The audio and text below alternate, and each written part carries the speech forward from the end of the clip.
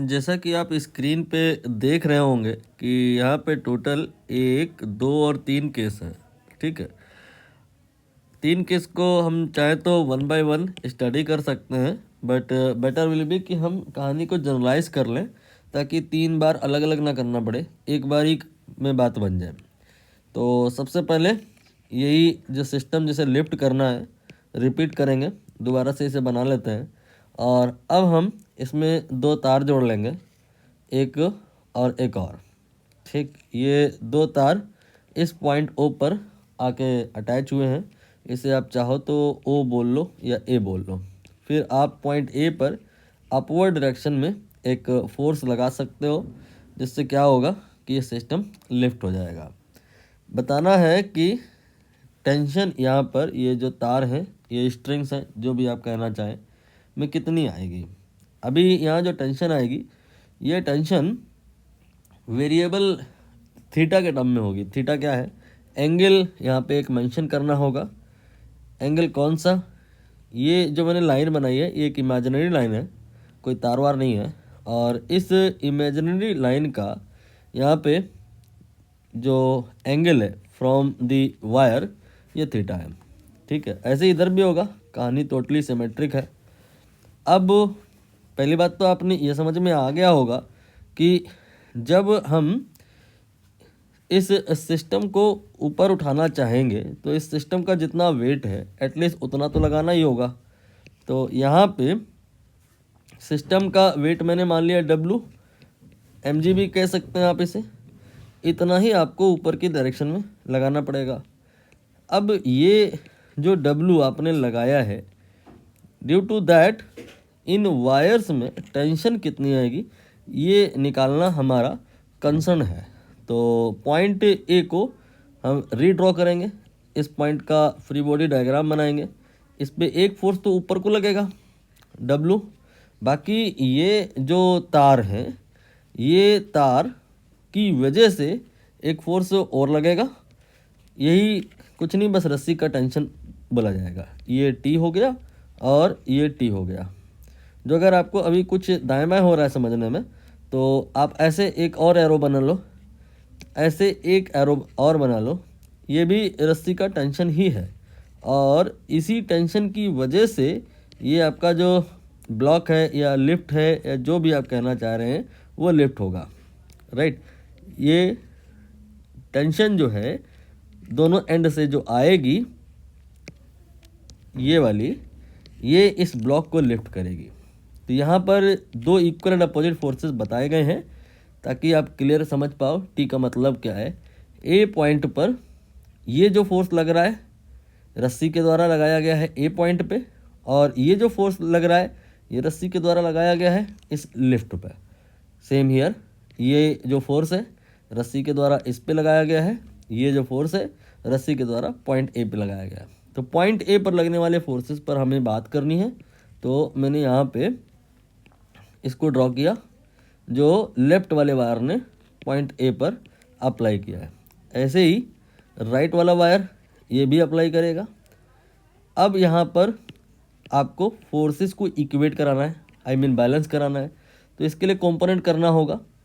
यहाँ पे ये जो टी है इसके 2 कंपोनेंट होंगे, एक हॉरिजॉन्टल एक वर्टिकल। कोई भी कंपोनेंट करने के पहले हमें एंगल पता होना चाहिए। यहाँ पे ये एंगल थीटा है, तो जो टी का 2 कंपोनेंट होगा, एक इधर होगा और एक इधर होगा। तो इधर वाला कंपोनेंट जो है ना, उससे एंगल नोन है। तो जिधर से एंगल नोन होता है that component cos theta, and जहाँ से एंगल नोन नहीं होता है वो साइन थीटा। तो यहाँ पे आ जाएगा टी कॉस थीटा। ठीक है, और जो हॉरिजॉन्टल कंपोनेंट होगा that will B T sine theta. You can draw in this way. And जो दूसरा टी है, राइट वाला जो वायर है जो लगा रहा है, उसका भी इसी प्रकार से कंपोनेंट होगा। यहाँ पर जो वर्टिकल कंपोनेंट होगा again it will be T cos theta, same logic. And horizontal component ये ऐसे लगेगा, ये हो गया टी साइन थीटा। अब आप यहाँ पे देखो, ये टी साइन थीटा तो बैलेंस हो गया।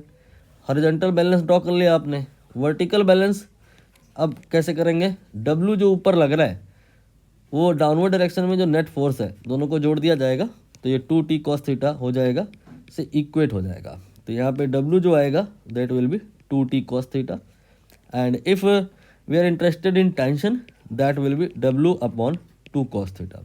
ठीक है, अब आप यहाँ पर जनरलाइजेशन कर लिए हैं तो केसेस डेवलप करेंगे।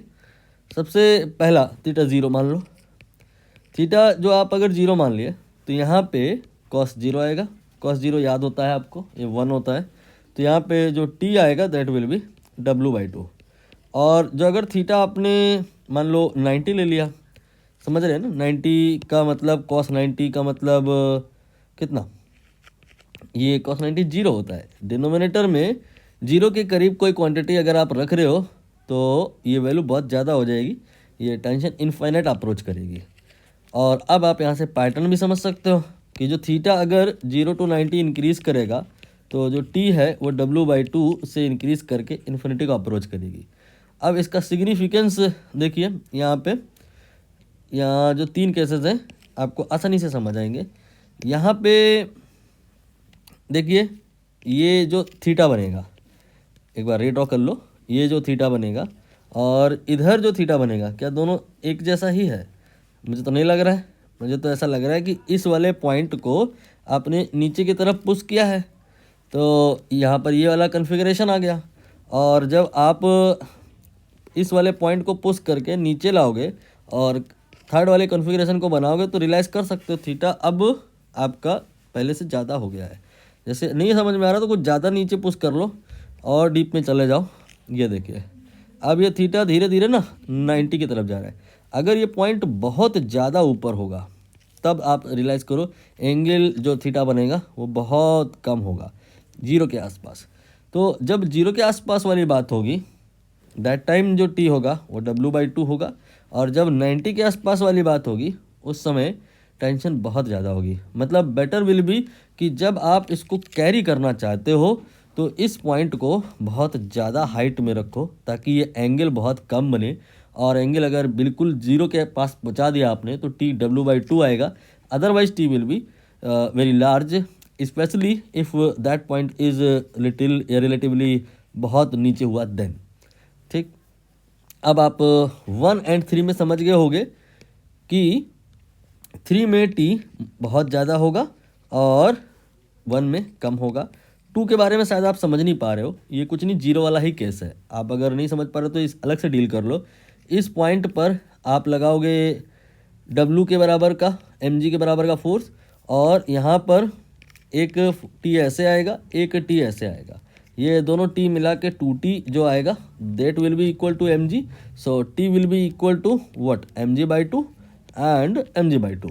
तो हाफ हाफ टेंशन डिस्ट्रीब्यूट होगी अगर आपके वायर पूरी तरह से सीधे। तो यही सबसे बेस्ट तरीका है किसी भी बॉडी को लिफ्ट करने का।